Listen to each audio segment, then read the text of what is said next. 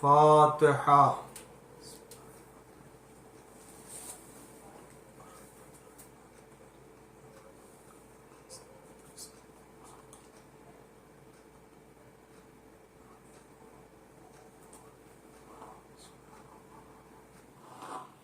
اعوذ باللہ السمیع العلیم من الشیطان اللعین الرجیم.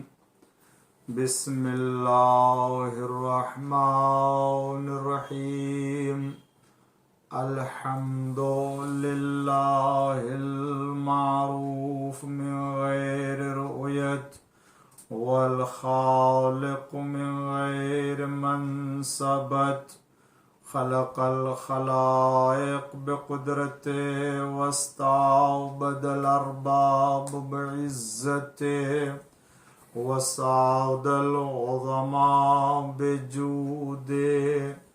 والصلاة والسلام والتحية والإكرام على البشير النذير السراج المنير حبیب الہ العالمین ابی القاسم محمد وعلى آلہ الطیبین الطاہرین المعصومین المظلومین المنتخبین المنتجبین الغر الميامين الذين أذهب الله عنهم الرجس وطهرهم تطهيرا. لا سيما الإمام المبين بقية الله في الأرضين الحجة الثاني عشر والمهدي المنتظر عجل الله تعالى فرجه الشريف. اللهم لعن أول ظالم ظلم حق محمد وآل محمد وآخر تابع له على ذلك. اللهم لعن العصابة التي جاهدت الحسين وشايعت وبايعت وتابعت على قتله. اللهم لعنهم جميعا. أما بعد فقد قال الله الحكيم في قرآن الكريم وقوله الحق. بسم اللہ الرحمن الرحیم. وما ارسلناک الا رحمۃ للعالمین. صلوات پڑھ دیجئے محمد وآل محمد پر. ناظرین کرام و سامعین نظام، عشر ماہ سفر کی یہ آج 9ویں مجلس ہے اور عظمت رسول اعظم کے عنوان سے آپ معروضات سماعت فرما رہے ہیں، اور اس عنوان کے بالکل آخری مرحلوں میں حضور اکرم حضرت محمد مصطفیٰ صلی اللہ علیہ وآلہ وسلم کے ذاتی اور شخصی فضائل اور خصوصیتوں کے تذکرے میں ہم بحث کر رہے تھے اور آپ کے سامنے وہ باتیں پیش کر رہے تھے کہ جو رسول اللہ صلی اللہ علیہ وآلہ وسلم کی زندگی میں، خاص طور سے آپ کے گھر کی زندگی، لباس پہننے، چیزوں کے استعمال کرنے کے لحاظ سے آپ نے جو اپنا ایک دستور بنایا تھا، جو آپ نے اپنے زندگی کے لیے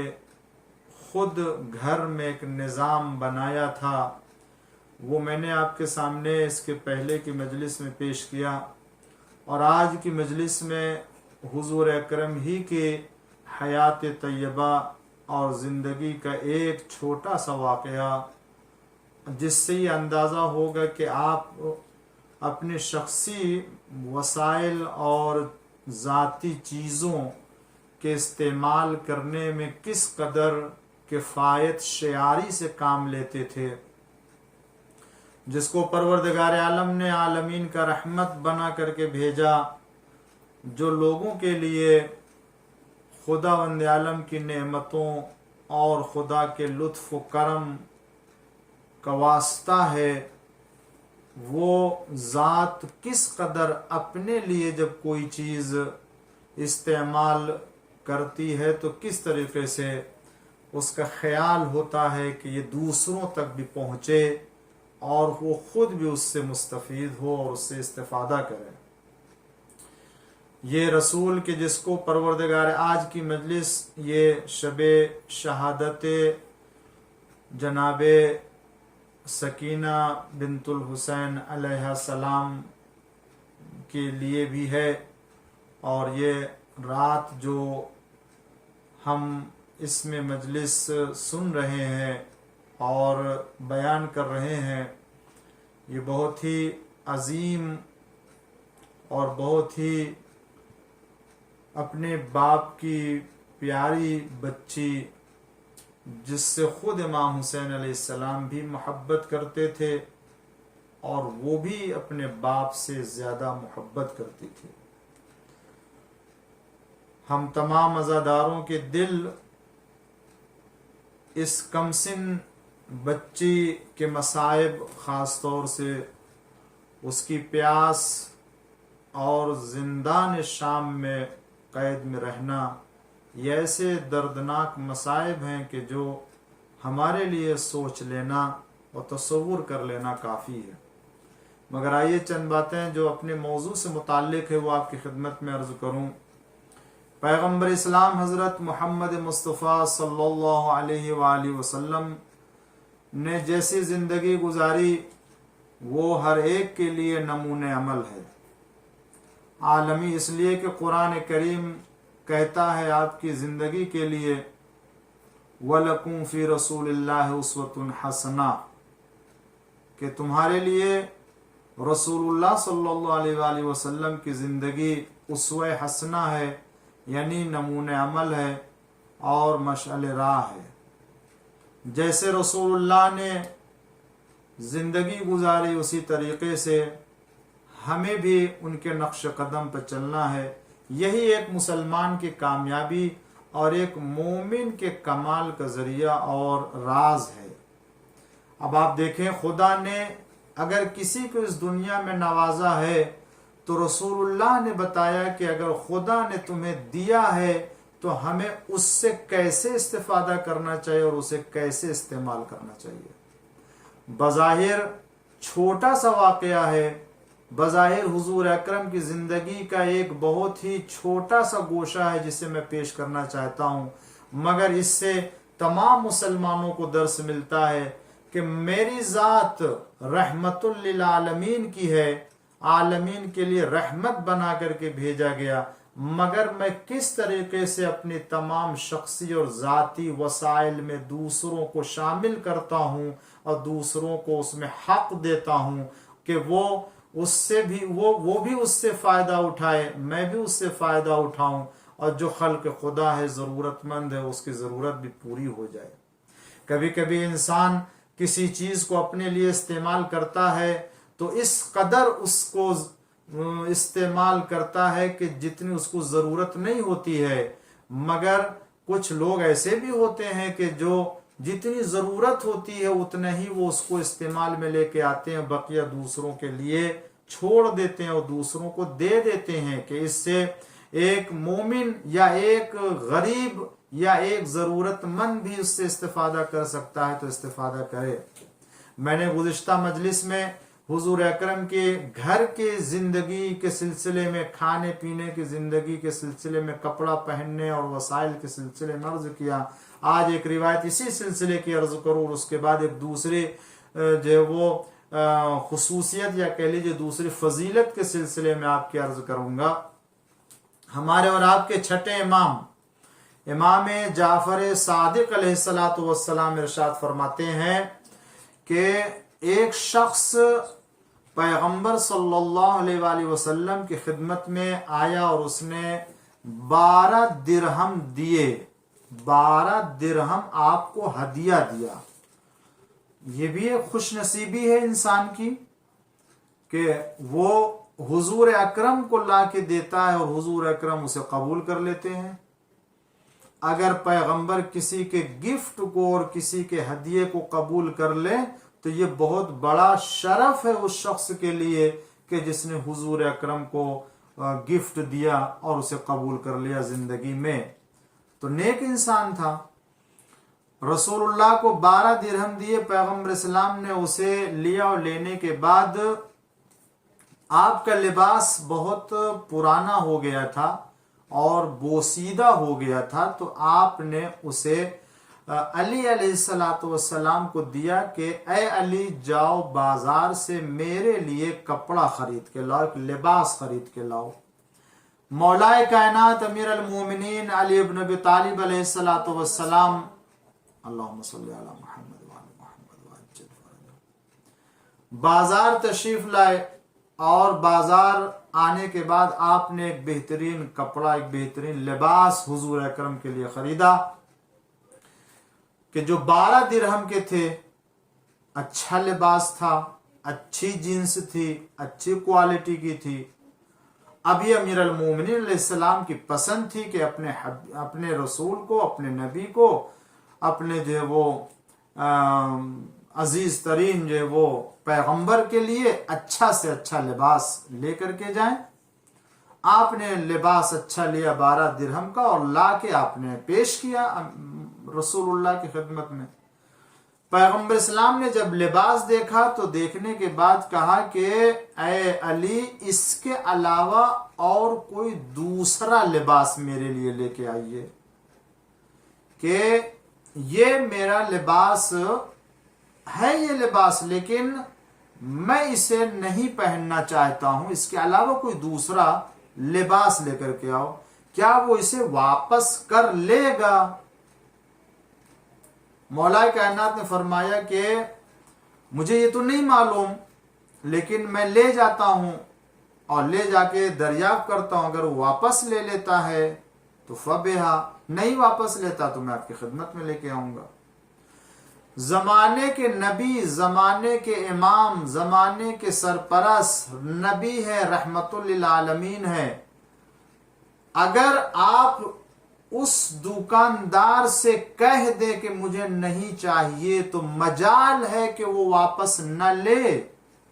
لیکن پیغمبر یہ بتانا چاہتے ہیں کہ دیکھو, کسی طرح کی زور زبردستی کسی دکاندار کے اوپر یا کسی صاحب مغازہ یا کسی صاحب مال کے لیے نہیں کیا جا سکتا ہے. اسے اختیار ہے. میں نے پہلے سے ایسی کوئی قرارداد یا ایگریمنٹ نہیں کیا ہے کہ اگر مجھے پسند نہ ہوا تو میں اسے واپس کروں گا تو تمہیں اسے واپس لینا پڑے گا. اسی لیے مولا کائنات نے فرمایا کہ میں لے جاتا ہوں. آپ نے فرمایا کہ ہاں لے جاؤ, اسے دیکھو کہ اگر اسے واپس لے لیتا ہے تو واپس کر دو, مجھے دوسرا لباس چاہیے.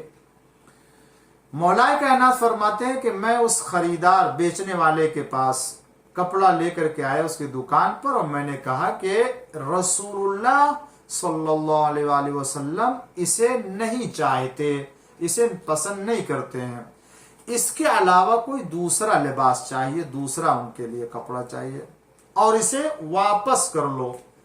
بیچنے والے نے, دکاندار نے بڑے آسانی سے, شرافت سے ان تمام درہموں کو واپس کر دیا اور لباس جو وہ واپس لے لیا. مولا کائنات لے کر کے اسے آپ کی خدمت میں آئے. 12 درہم واپس آپ نے لیا اور لے کر کے حضور اکرم کے ساتھ مولا کائنات دوبارہ بازار میں آئے. اور جب بازار میں, تاکہ دوسرا لباس خرید سکے, راستے میں ایک کنیز کو دیکھا. وہ کنیز راستے میں بیٹھی ہوئی رو رہی تھی.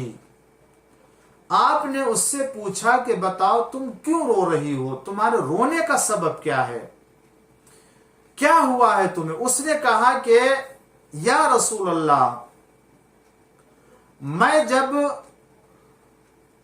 گھر سے اپنی نکلی تھی تو میرے مالک نے مجھے 4 दिरहम दिए थे उसे कुछ खरीदने के लिए, और वो दिरहम गुम हो गए, और अब मैं घर जाने की हिम्मत नहीं कर रही हूं। रसूल खुदा सल्लल्लाहु अलैहि वसल्लम ने 12 दिरहम में से निकाले, और निकालने के बाद वो 4 दिरहम उसको दे दिया कि जाओ तुम अपने मालिक के घर जाओ, और अब तुम्हें यहां नहीं रहना चाहिए। आप आगे बढ़े, और आगे बढ़ने के बाद दुकान में आए, बाजार में आपने दूसरे 4 दिरहम का एक लिबास खरीदा और उसे पहना, पहन के अल्लाह का शुक्र अदा किया कि परवरदिगार तेरा शुक्र है, तेरी हम्द है, और ये कह के बाहर आए। और जब बाहर आए तो एक शख्स को देखा कि जिसके बदन पर लिबास नहीं थे। उसने कहा कि जो मुझे लिबास पहनाएगा परवरदिगार आलम उसे जन्नत का लिबास पहनाएगा। पैगंबर इस्लाम के पास जो दूसरा 4 दिरहम बचा था, क्योंकि 4 दिरहम कनीस को दे दिया, 4 दिरहम का लिबास खरीदा, और 4 दिरहम बचे थे। इस शख्स ने कहा जो मुझे लिबास पहनाएगा अल्लाह उसे जन्नत का लिबास। रसूलुल्लाह को जन्नत के लिबास की क्या जरूरत थी, जो आलमीन के लिए रहमत बन करके आया था, मगर आपने उसे वो 4 दिरहम का लिबास, बल्कि जो पहने हुए थे, आपने उस लिबास को उतारा, और उतारने के बाद उस जरूरतमंद को दे दिया, और उसके बाद दोबारा आए, और आने के बाद आपने दूसरा लिबास खरीदा, और उसके बाद वापस आए। अब जब वापस आए तो क्या देखा कि वो कनीज फिर बैठी हुई रो रही है, और उसी जगह पे बैठी हुई है। आपने उससे पूछा कि भाई तुम क्यों अब बैठी हुई हो, तुम अपने मालिक के पास क्यों नहीं गई, तुम अपने घर क्यों नहीं गई? उसने कहा रसूल खुदा मैंने देर कर दिया है, मैं डर रही हूं कि कहीं वो मुझे सजा ना दे, कहीं मुझे मारे ना। पैगंबर ने फरमाया कि चलो तुम्हारा घर कहां है, तुम्हारा मालिक कहां रह रहा है। रसूलुल्लाह उसके हमरा आए, वो आगे आगे चल रही थी और रसूलुल्लाह सल्लल्लाहु अलैहि वसल्लम उसके हमरा, यहां तक के रसूलुल्लाह उसके साथ चल के उसके दरवाजे के पास आए, और आकर के आपने खड़े होकर के सलाम किया।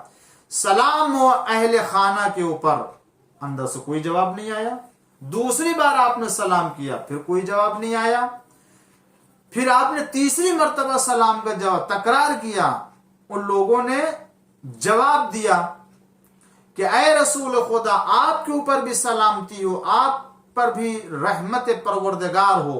पैगंबर ने फरमाया उनसे कि मैंने पहली बार, दूसरी बार, तीसरी बार, पहली बार सलाम किया जवाब नहीं दिया, दूसरी बार किया सलाम का जवाब नहीं दिया, आखिर तीसरी बार को तुमने जवाब दी। तुम लोगों ने कहा या रसूल अल्लाह मैंने आपकी आवाज सुनी तो मुझे चाहा कि मैं और आपकी आवाज सुनूं, आपके सलाम को हासिल करूं। पैगंबर सल्लल्लाहु अलैहि वसल्लम ने फरमाया ये तुम्हारी कनीज है, इससे ताखीर हो चुकी है, इसने देर कर दिया है, लिहाजा इसे कोई मुआखजा न करना और इसे कोई सजा न देना। अजीजान गिरामी, वो रहमतुल लिल आलमीन जो दुनिया में लोगों के लिए मेहरबान बन करके आया है, नहीं पसंद करता कि कोई मालिक या कोई ऐसा सरपरस्त अपने जेर नजर रखने वाले चीजों को या शख्स को तकलीफ पहुंचाए। आप पसंद नहीं करते। अगर आज ये सुन्नत और ये सीरत अख्तियार कर ली जाए कि जिसके जेर नजर कोई नौकर है या कोई मुलाजिम है, काम कर रहा है, तो जिस मेहरबानी से रसूलुल्लाह पेश आते हैं और फरमाते हैं कि देखो अगर खता हो जाए, गलती हो जाए तो तुम उसकी खताओं को माफ कर दिया करो। रहमतुल लिल आलमीन से बढ़ करके मेहरबानी का मुजाहिरा करने वाला कौन होगा? एक सलवात पढ़ दीजिए मोहम्मद व आले मोहम्मद पर। पैगंबर सल्लल्लाहु अलैहि वसल्लम ने सिफारिश की कि इस कनीज से देर हो गई है, ताखीर हो गई है, लिहाजा कोई मुआखजा न करना। उन लोगों ने कहा या रसूल अल्लाह आप उसे हमरा ले करके आए हैं, तो आपके आने के सबब से मैं उस कनीज को राह खुदा में आजाद कर रहा हूं और अब वो बिल्कुल आजाद है। मैंने उसके ऊपर से अपने रक़ियत को और अपने अख्तियार को उठा लिया है। एक सलवात पढ़ दीजिए मोहम्मद वाले मोहम्मद पर। عزیزان گرامی اسے راہ خدا میں آزاد کر دیا۔ پیغمبر اسلام دیکھیں کبھی کبھی واقعاً مال میں، روپے میں بھی ایسی خصوصیت پائی جاتی ہے کہ وہ کئی لوگوں کے لیے مدد اور نصرت اور سہارے کا سبب بنتا ہے۔ ہر مال کو راہ خدا میں لگا دینا ضروری نہیں ہے کہ اس کے لگنے سے اس میں برکت ہو۔ وہ روپیہ، وہ مال کچھ اور ہی ہوتا ہے کہ جس کے لگنے سے برکتیں حاصل ہوتی ہیں۔ پیغمبر نے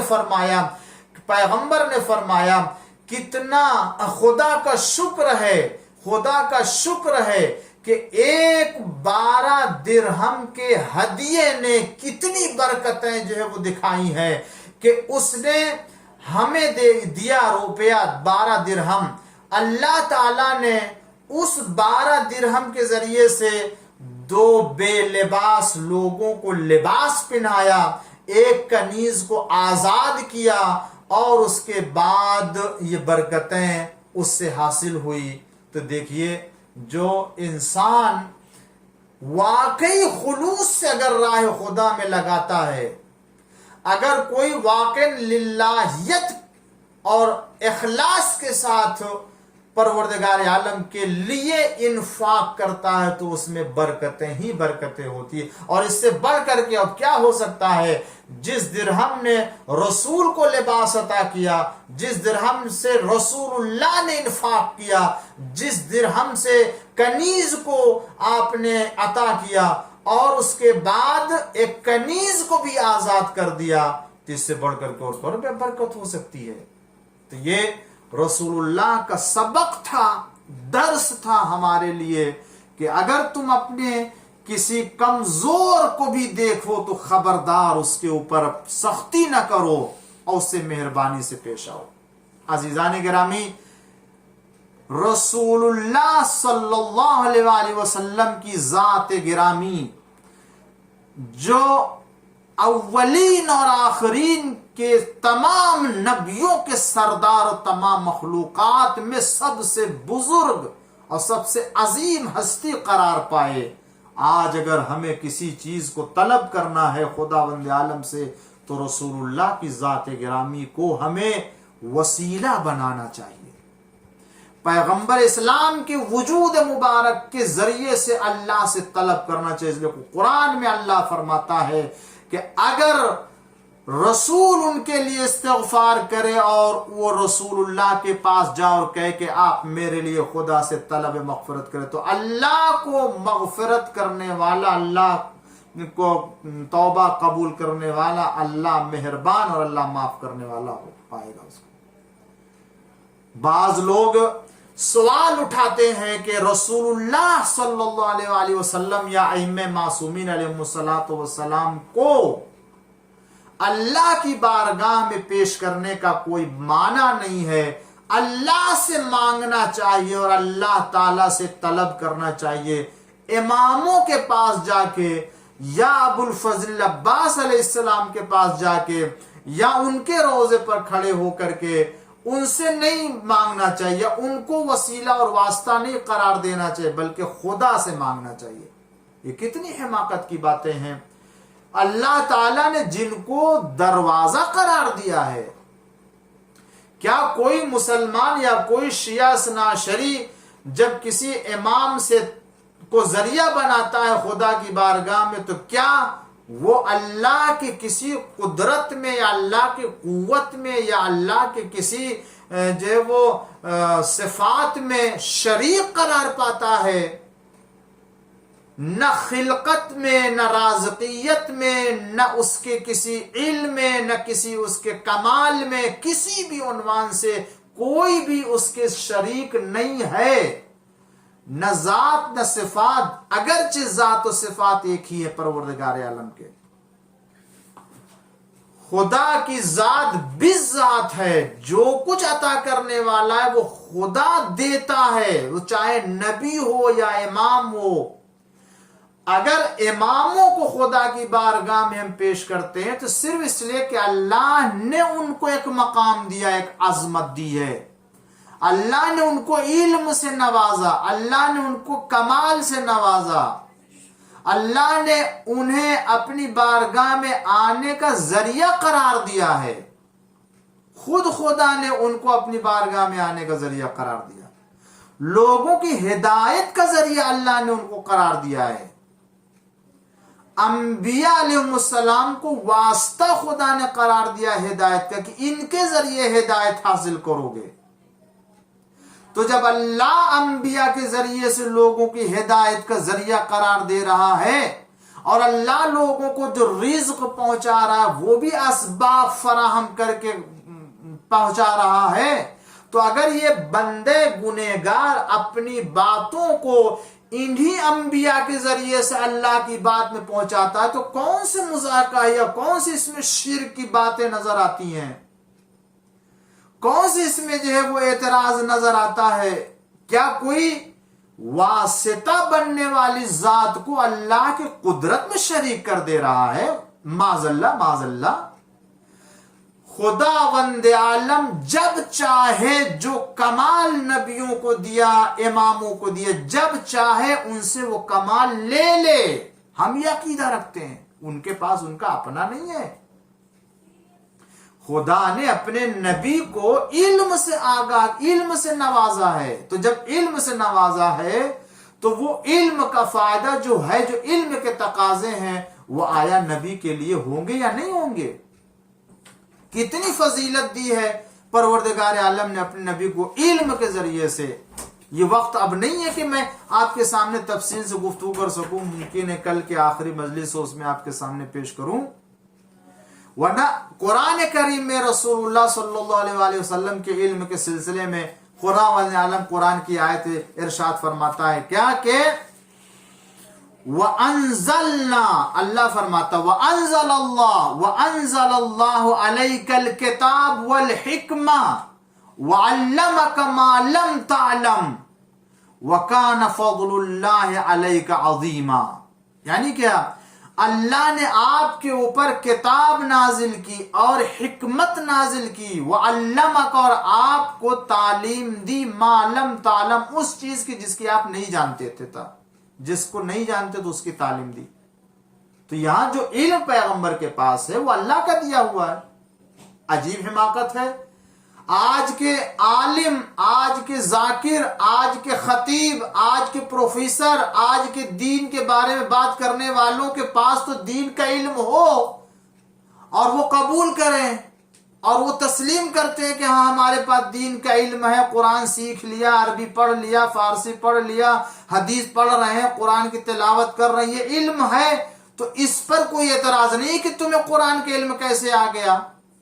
اور اگر نبی کو خدا علم دے دے اور ہم کہیں کہ نبی اللہ کے سکھانے کے ذریعے سے قرآن کا علم رکھتا ہے اور قرآن کے بارے میں جو ہے وہ چیزیں جانتا ہے، غیب کو جو خدا نے بتایا اس کے بارے میں علم رکھتا ہے، تو اعتراض ہو جاتا ہے کہ اللہ نے نبی کو کیسے بتا دیا، نبی کے پاس کیسے غیب کا علم آ گیا۔ آج اگر جو لوگ اعتراض کرتے ہیں، اگر ان سے پوچھا جائے کہ آپ کو قبر میں جب جانا ہوگا تو معلوم ہے کہ قبر میں فرشتے کیا سوال کریں گے؟ کہتے ہیں ہاں معلوم ہے، سوال کیا کریں گے؟ اللہ کے بارے میں سوال کریں گے، عقیدے کے بارے میں سوال کریں، جنت کے بارے میں۔ یہ ہوتا میں پوچھوں گا بھی آپ کو کیسے معلوم ہوا کہ یہ فرشتے ان سب چیزوں کے بارے میں؟ ابھی تو قبر میں گئے نہیں، ابھی تو فرشتوں نے پوچھا نہیں، ابھی تو انہوں نے کچھ دریافت نہیں کیا۔ تو جب کچھ نہیں پوچھا تو آپ کو علم کا کہیں گے کہ نہیں ہم نے کتاب میں پڑھا ہے، ہم کو بتایا گیا ہے۔ تو آپ کو جب بتا دیا جائے اور آپ جب اس زمانے کی باتیں بتائیں جب کسی وقت آپ جائیں گے دنیا سے رخصت ہو کے، تو آپ کے لیے یہ غیب کی خبر تعجب آور نہ ہو۔ اور جس خدا نے اپنے نبی کو اولین و آخرین کے علم سے نوازا، وہ تمام باتیں بتا بتائی کہ جو رونما ہونے والی ہیں اور وہ تمام باتیں بتائی جو رونما ہو چکی ہیں، تو پھر ہم اعتراض ہونے لگتا ہے کہ پیغمبر کو اس بات کی خبر کیسے ہو گئی، اماموں کو اس بات کی خبر کیسے ہو گئی؟ ارے جیسے ہمیں ساری چیزوں کے بارے میں، قیامت میں کیا ہوگا، صراط پہ کیا ہوگا، میزان میں کیا ہوگا، قبر میں کیا ہوگا، برزخ میں کیا ہوگا، مرنے کے وقت کیا ہوگا، اسی طریقے سے اللہ نے اپنے رسول کو بتا دیا کہ اس کے پہلے کیا ہوا تھا، اب اس کے بعد کیا ہونے والا ہے۔ اے رسول، میں ان تمام علوم سے آپ کو آراستہ کر کے بھیجتا ہوں۔ تو جیسے ہم پڑھ کے عالم ہو سکتے ہیں، آل محمد کے بتانے سے ہم عالم ہو سکتے ہیں، خدا کے بتانے سے آل محمد عالم ہو سکتے ہیں۔ ایک صلوات پڑھ دیجئے محمد و آل محمد پر۔ تو اللہ تعالیٰ نے اپنے پیغمبر کے اوپر کتاب نازل کی، حکمت نازل کی، اور ان چیزوں کی تعلیم دی کہ جن کو نہیں جانتے تھے رسول۔ تو اس کا مطلب خدا نے بتایا۔ اس کے بعد دوسری جگہ ارشاد ہوتا ہے کہ وَمَا يَنْتَقُ عَنِ الْهَوَىٰ إِنْ هُوَ إِلَّا وَحْيٌ يُوحَىٰ۔ کتنے عظیم الشان یہ آیت ہے پیغمبر کی عظمت کے لیے کہ یہ پیغمبر کچھ نہیں بولتا، کچھ کلام نہیں کرتا، کچھ کلام کرتا ہے تو وحی الہی کے ذریعے سے۔ اور اس کے بعد ارشاد ہوتا کہ علمہ شدید القوا، علمہ شدید القوا، یعنی اس کو بہت طاقتور نے تعلیم دی ہے، اس کو بہت طاقتور نے تعلیم دی ہے۔ یہ دو آیتیں ہیں کہ جو حضور اکرم صلی اللہ علیہ وآلہ وسلم کے علم کے اوپر گواہ ہے کہ اللہ نے علم سے نوازا اپنے حبیب کو، اپنے رسول کو۔ تو جب اللہ نے ان کو نوازا ہے تو ہم ان کے علم کے بارے میں، یا خدا نے ان کو جو کمال عطا کیا غیب کی خبر دے کر کے، تو اس میں کسی طرح کا شک یا تردید نہیں ہونا چاہیے۔ قرآن کریم میں کتنی جگہوں پر اللہ تعالیٰ نے اپنے رسول کو، مومنین کو، لوگوں کے اعمال کے اوپر گواہ قرار دیا ہے۔ اللہ قرآن کریم میں فرماتا ہے کہ قل، اے میرے حبیب کہہ دیجئے، کس سے کہہ دیں؟ لوگوں سے کہہ دیجئے کیا کہ قل فسیر، قل اعملو، اے پیغمبر کہہ دیجئے کہ عمل کرو، فسیر اللہ ورسولہ والمؤمنون، کہ ان قریب تمہارے عمل کو، فسیر اللہ عملکم ورسولہ والمؤمنون، ان قریب تمہارے عمل کو اللہ دیکھے گا، اس کا رسول دیکھے گا، اور مؤمنین دیکھیں گے جو کچھ تم کرو گے۔ وَسَتُرَدُّونَ إِلَىٰ عَالِمِ الْغَيْبِ، اور اس کے بعد تم پلٹا دیے جاؤ گے عالم غیب کی طرف، وَالشَّهَادَةِ، اور شہادت، فَيُنَبِّئُكُم بِمَا كُنتُمْ تَعْمَلُونَ، اس کے بعد اس کی خبر دی جائے گی، تم کو بتایا جائے گا جو کچھ تم انجام دیتے تھے۔ تو یہاں اللہ تعالیٰ نے لوگوں کے اعمال کے اوپر اپنے کو گواہ قرار دیا، رسول کو گواہ قرار دیا، اور مومنین کو گواہ قرار دیا۔ اور میں آپ سے پوچھتا ہوں، جس کو شاہد بنایا جاتا ہے، جس کو گواہ بنایا جاتا، وہ گواہ کیسا ہوتا ہے؟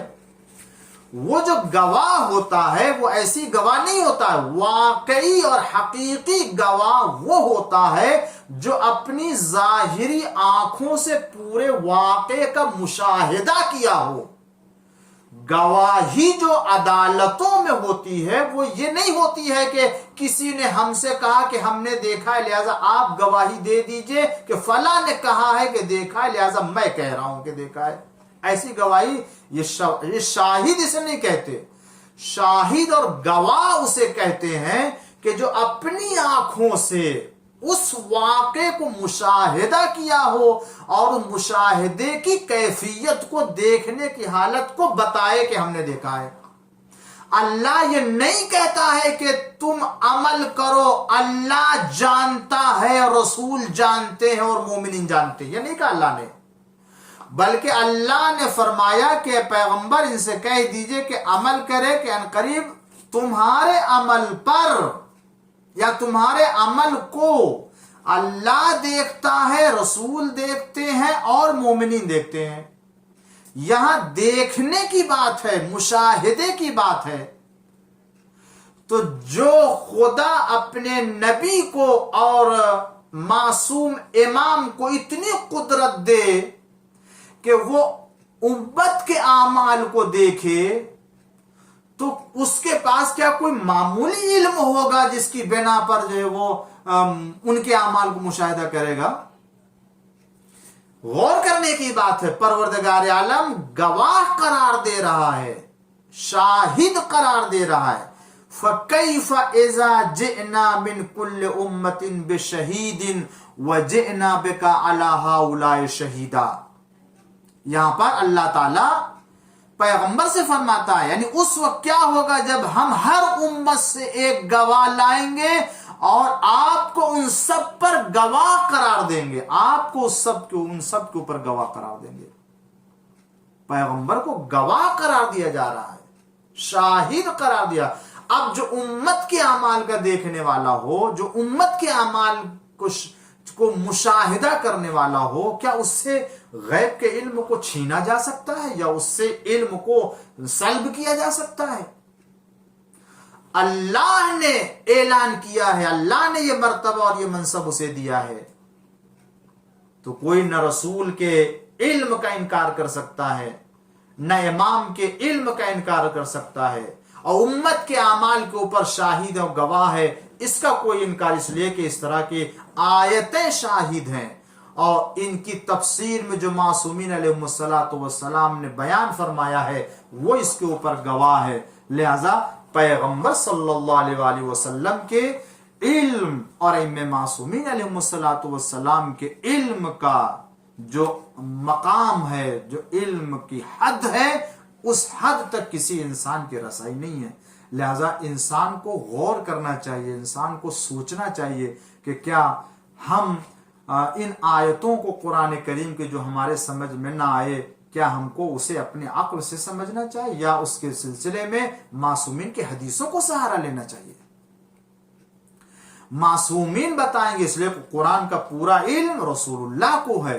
رسول اللہ نے وہ علم اپنے بعد علی مرتضیٰ کو عطا کیا، علی مرتضیٰ نے اپنے جانشین کو عطا کیا، اور امام حسن کو دیا، امام حسن نے امام حسین کو، امام حسین نے امام زین العابدین کو، امام زین العابدین نے امام محمد باقر علیہ السلام، امام محمد باقر علیہ السلام، امام جعفر صادق علیہ السلام کو، امام جعفر صادق علیہ السلام، امام موسیٰ کاظم علیہ السلام، امام رضا علیہ السلام، امام محمد تقی علیہ السلام، امام علی نقی علیہ السلام، امام حسن عسکری، اور آج وہ تمام علوم کا وارث پیغمبر کا آخری فرزند حضرت مہدی عجل اللہ تعالی فرجہ الشریف ہے، جو پردہ غیب میں موجود ہے۔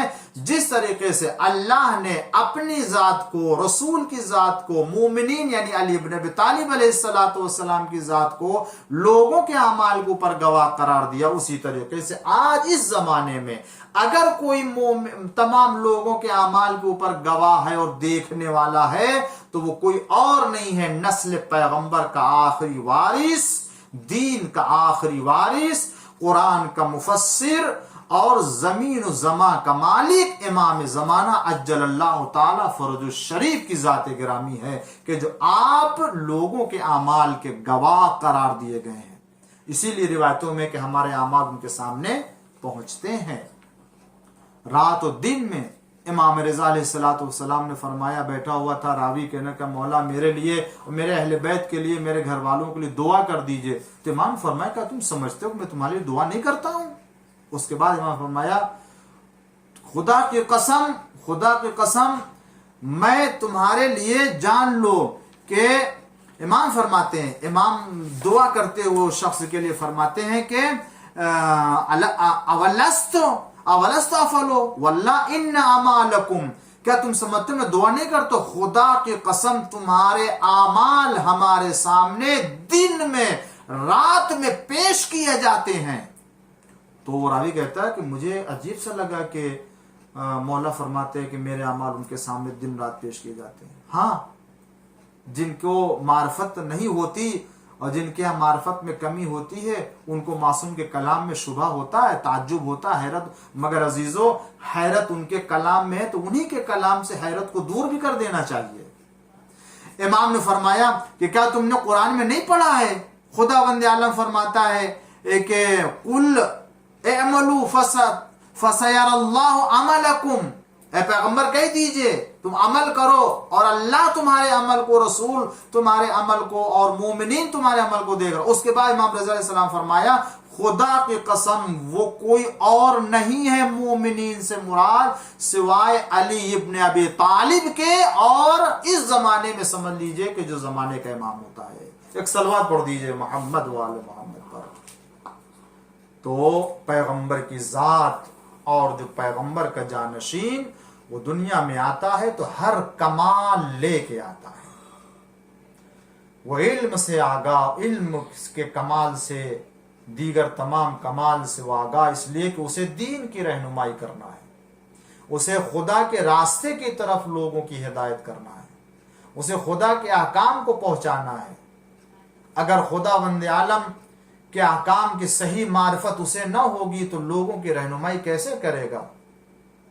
اسی لیے مسلمانوں میں جو صاحبان ایمان رہے، جنہوں نے واقع رسول کی معرفت حاصل کی، معصوم کی معرفت حاصل کی، انہیں اس بات کا احساس ہے کہ ہاں جو خدا کا ولی ہو اور جو خدا کو نمائندہ ہوتا ہے اس کے پاس علم ہوتا ہے، اور علم ہی کو اللہ نے اپنی خلافت اور اپنے ولی اور حجت کے لیے معیار قرار دیا ہے۔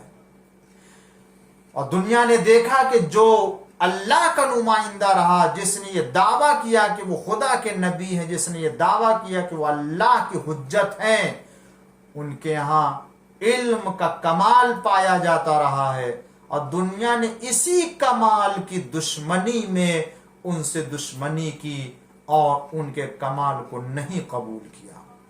عزیزان گرامی، بس آج یہ ماہ سفر کی 9 تاریخ گزر گئی اور کل 10 سفر ہوگی، یعنی روز شہادت جناب سکینہ بنت الحسین۔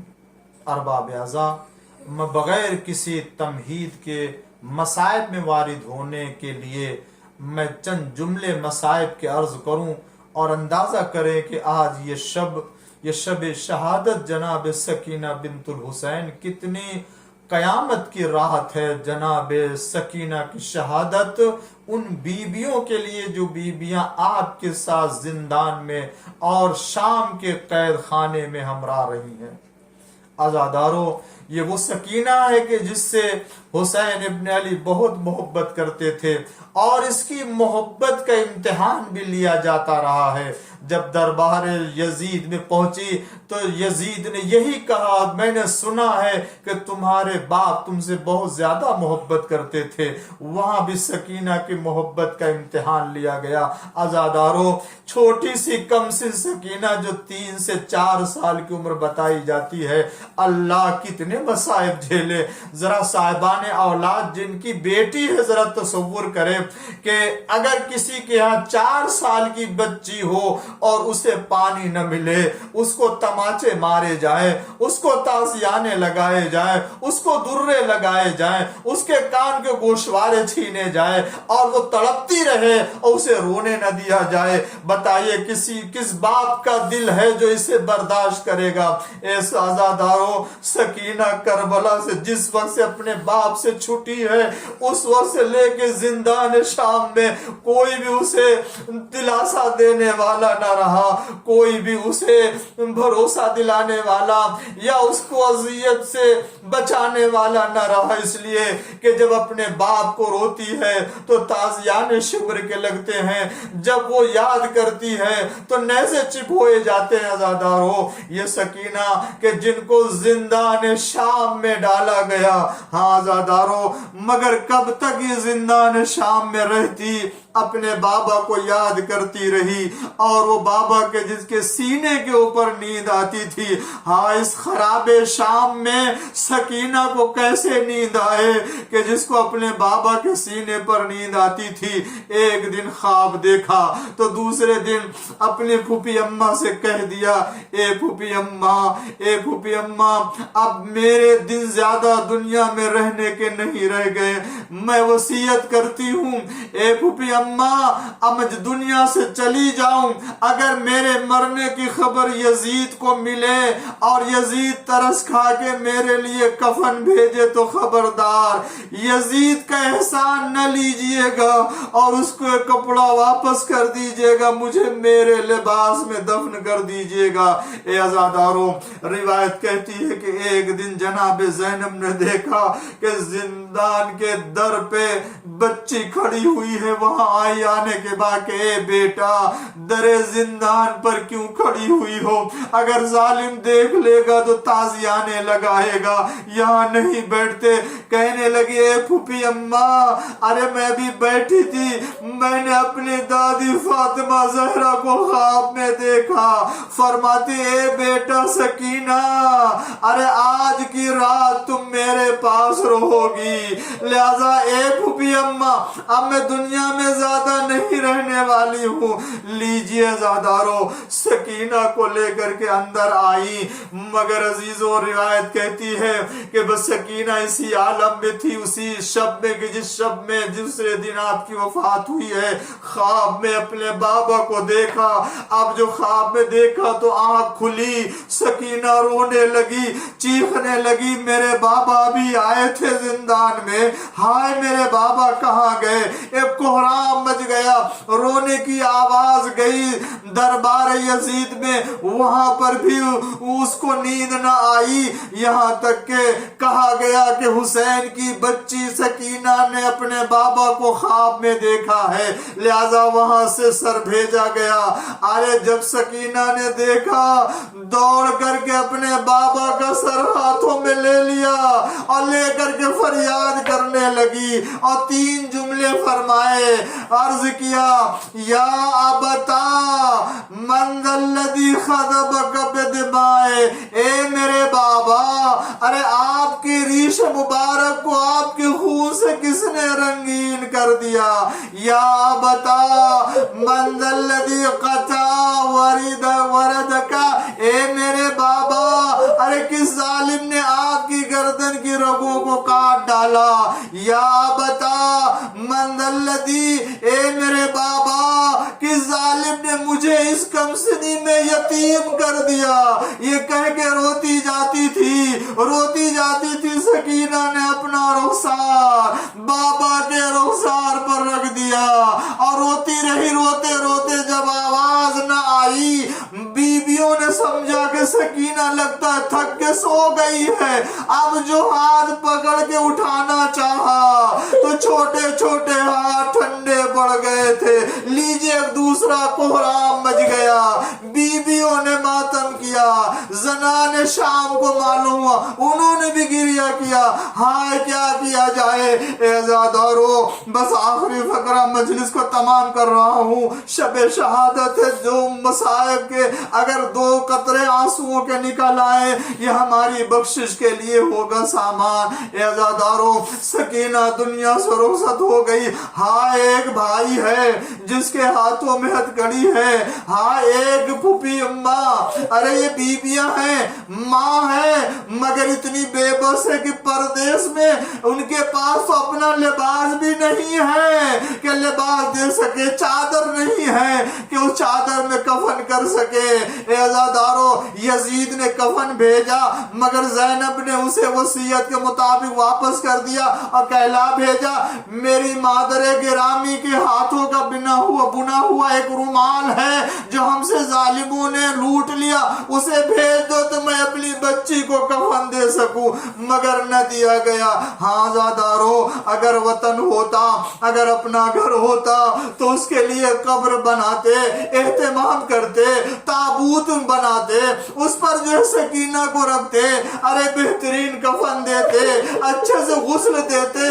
मगर हाय जो सकीना जिंदगी में तरसती रही पानी के, अरे मरने के बाद भी उसे किस तरह से गुस्ल दिया जाए। सैयद सज्जाद ने फरमाया कि ए यजीद, दस्तूर ये था वहां जिंदान शाम में और असीराने करबला के लिए कि हर 3 दिन पर खाना पानी दिया जाता था, और शाम के जिंदान में भी यही तरीका अख्तियार किया गया था कि 3 दिन में 1 मर्तबा पानी आता था। सैयद सज्जाद ने कहला भेजा कि 3 दिनों का पानी एक साथ हमें दे दिया जाए, फिर हम 9 दिनों तक पानी नहीं मांगेंगे ताकि हम अपनी बच्ची को गुस्ल दे सके।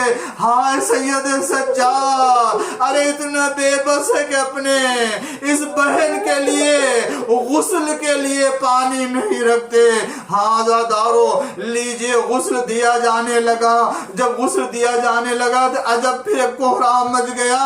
गस्साले ने पूछा, अरे बीबी को कोई आरज़ा था क्या? कहा क्यों नहीं, क्यों ऐसा कह रही हूँ? क्या इसलिए कह रहे हैं कि अरे मैं जब देख रही हूँ कि बच्ची का कुर्ता उसके बदन के जख्म से लगा हुआ है और उसके बदन पे नील के निशान है। कहने लगी, अरे ये कोई जख्म नहीं है, अरे ये कोई बीमारी नहीं है, बल्कि करबला से कूफा, कूफा से शाम, ताजियानों पे ताजियाने, जालिम इस तरीके से ताजियाना मारते थे उस जगह का गोश्त निकल आता था।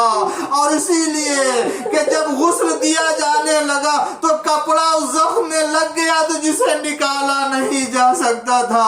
लीजिए उसी के लिबास में बच्ची को दफन कर दिया, तुरबत बनाई, सैयद सज्जाद ने लिटाया।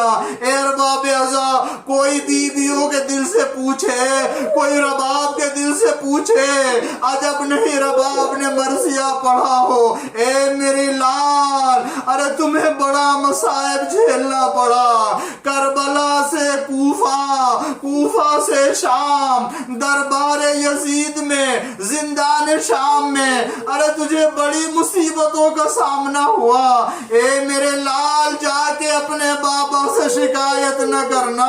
ए मेरे लाल, तुम्हें बाबा इतने अजीज हो गए कि माँ को तन्हा छोड़ के चली गई। हाय मैं क्या करूं, मेरा वारिस करबला में, मेरा बेटा असगर करबला में छुट गया, मेरी बच्ची जिंदान में रह गई। ए सकीना, अरे तुम वतन के लिए बहुत गिरिया करती थी। सयालमून अल्लज़ीना यमनक़लबू यनक़लिबून रज़न बिक़ज़ाइही व तस्लीमन लिअम्रि। परवरदिगारा बिहक़्क़ि ज़हरा व अबीहा व बालिहा व बनीहा व सर्रिल मुस्तौदिफ़िया माबूद इमाम ज़माना के ज़हूर में ताजील फरमा। ऐ अल्लाह, हम सबको हज़रत के लश्कर में शुमार फरमा। पालने वाले हम सब की इबादतों को कबूल फरमा। ऐ माबूद, इस मजलिस को, इन आंसुओं को ज़ख़ीरे आखिरत करार फरमा। पालने वाले हम सब को दुनिया में आखिरत में शफाअत जनाब सकीना अलैहा सलाम नसीब फरमा। पालने वाले इमाम हुसैन अलैहिस्सलाम की शफाअत दुनिया में आखिरत में नसीब फरमा। पालने वाले हम सब को ज़ियारत अर्बईन की तौफीक नसीब फरमा। पालने वाले हम सब की ज़ियारतों को कबूल फरमा। जो बीमार शफाए कुल्ली इनायत फरमा। बिहक़्क़ि मुहम्मदिन व आलिहि ताहिरीन।